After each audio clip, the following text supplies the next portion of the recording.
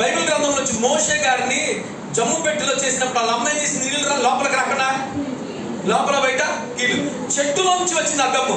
ఆ చెట్టుకి ఏమైందో తెలుసా, ఒక గాయం అయినప్పుడు ఆ గాయంలోంచి ఆ గమ్ము బయటకు వచ్చింది, జిగురు బయటకు వస్తుంది. అట్లాగే సిలువ అనే చెట్టు దగ్గర యేసుక్రీస్తు చనిపోవడం ద్వారా, యేసుక్రీస్తుకి గాయాలు అవడం ద్వారా, ఆయన శరీరం అంతా రక్తశక్తి అవడం ద్వారా యేసుక్రీస్తు రక్తం బయటకు వచ్చి ఆఖరి రక్తం కొట్టు వరకు మనకు కార్చాడు. మనం ఎప్పుడైతే ఆ రక్తాన్ని ఆశ్రయిస్తామో లోకం అనే జలప్రలయం, లోకం అనే నీళ్లు మన కుటుంబంలోకి రావు. యేసు రక్తపు కోటలో మనం ఉంటాం. సో ప్రపంచం అంతా మునిగిపోయింది. బైబిల్ గ్రంథం ఉంటుంది, ప్రపంచంలో గొప్ప గొప్ప పర్వతాలు మునిగిపోయి అన్ని చచ్చిపోయినాయి. కొన్ని రోజులు ఆగిన తర్వాత ఒక పావురాన్ని వదిలిపెట్టాడు. కాకిని వదిలిపెట్టాడు, నల్ల పావురాన్ని వదిలిపెట్టాడు. మళ్ళీ వచ్చింది తర్వాత ఇంకో పావురాన్ని వదిలిపెట్టాడు. ఏం చేసిందండి, ఒక తుంచబడిన ఒలివ. అంటే దీని అర్థం ఏంటి తెలుసా, ప్రపంచంలో ఈ దైవజనుడు ఒలివ మొక్కకి ఎందుకు పోల్చుకున్నాడంటే, ఏ చెట్టు అయినా చచ్చిపోద్ది కానీ చావు లేని చెట్టు ఏదైనా ఉందంటే ఒలివ చెట్టే. చప్పట్లు కొట్టి దేవుని మైపరచండి. హల్లెలూయా. చావు లేని చెట్టు.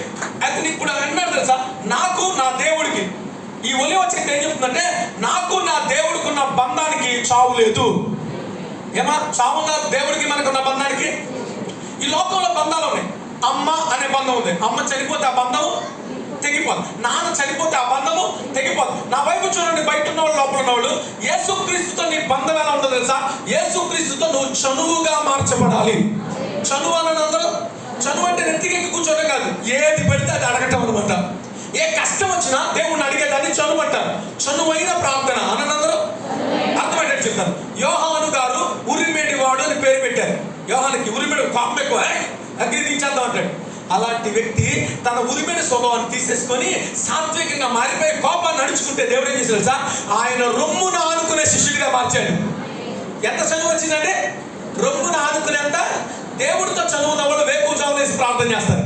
దేవుడితో చనువు ఉన్నవారు మదిలో ప్రార్థన కూడా చేస్తారు. గది ప్రార్థన, మది ప్రార్థన అంటారు. చెప్పనమాట, గదిలేమో వ్యక్తిగతంగా ప్రార్థన చేస్తారు, మధ్యలోమో పనికి వెళ్ళినప్పుడు ప్రార్థన చేస్తారు, కోత కోసేటప్పుడు ప్రార్థన చేస్తారు, కుప్పను వచ్చేటప్పుడు ప్రార్థన చేస్తారు, డ్యూటీకి వెళ్ళినప్పుడు ప్రార్థన చేస్తారు, జాబ్ చేసేటప్పుడు ప్రార్థన చేస్తారు, చదువుకునేటప్పుడు. మనసులో ఎప్పుడు ప్రార్థన, ఎప్పుడు ఒకటే తలంపు. ఒక ఆయన అంటే కదా, నా తలంపంతా నీవే యేసయ్యా, నా తలంపులు మొత్తం నీవే.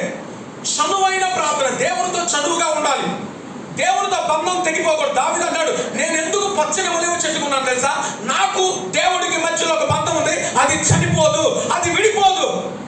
హల్లెలూయా. దేవుడితో ఎందుకు అంత బంధం కలిగి ఉన్నా తెలుసా? అయ్యలారా అందరూ వినండి, యేసుక్రీస్తు ఎవరో తెలుసా? సర్వశక్తి కలిగిన దేవుడు, మహోన్నతుడు, ఆకాశ మహాకాశములు ఆయన చూస్తానికి సమీపింపరాని తేజస్సులో అసలు అంత గొప్ప దేవుడు మన కోసం